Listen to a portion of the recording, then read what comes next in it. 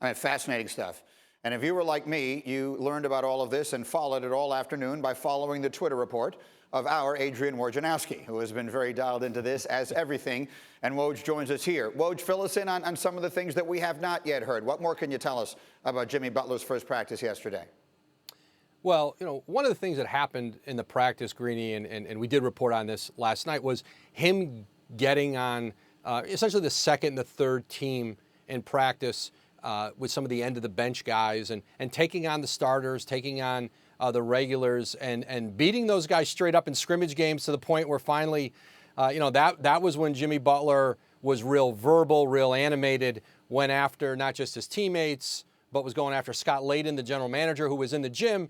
And then, essentially kind of did a mic drop at the end. He won the last game and marched right out of the gym as if his point had been delivered.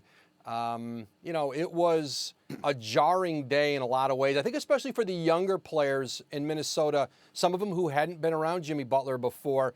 The veterans who were in the gym, several of them, they loved it. They thought it was exactly what the team needed, and they were happy to know that Jimmy Butler plans to be back at practice again today and may very well here start the season with the team.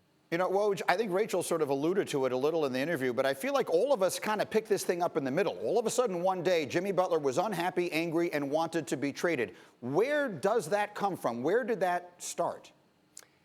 Right after his trade in 2017 to Minnesota, he wanted what was called a contract renegotiation. You saw James Harden get one. Russell Westbrook, where the team has salary cap space, and they can use that to essentially give you another $10 million a year on your current deal, add 1 year onto it. Not exactly a long-term extension, but it pays you more in the interim. You went from like $20 to $30 million a year. Minnesota decided not to use their salary cap space on that. They went out and signed Jeff Teague, Taj Gibson. Tom Thibodeau wanted to improve the roster. They were able to offer a 4-year extension to Butler this past summer, which he turned down. And then next summer in July, he's eligible for a 5-year, $190 million max. It stems from them not using their cap space to do the renegotiation with him. All right, and so then finally, over the weekend, you reported that the deal between the Timberwolves and the Heat we've been hearing so much of had sort of run into a dead end. So what is the latest on the Butler trade situation?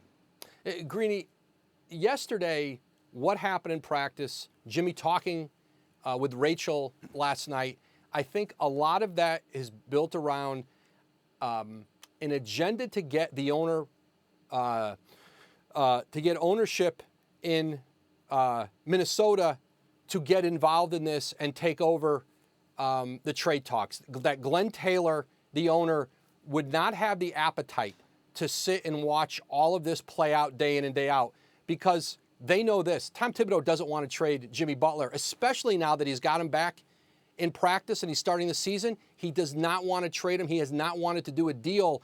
They need ownership to get a deal done. And some rival teams who'd like to get a deal done believe they're going to get it done through Glenn Taylor, not Tom Thibodeau.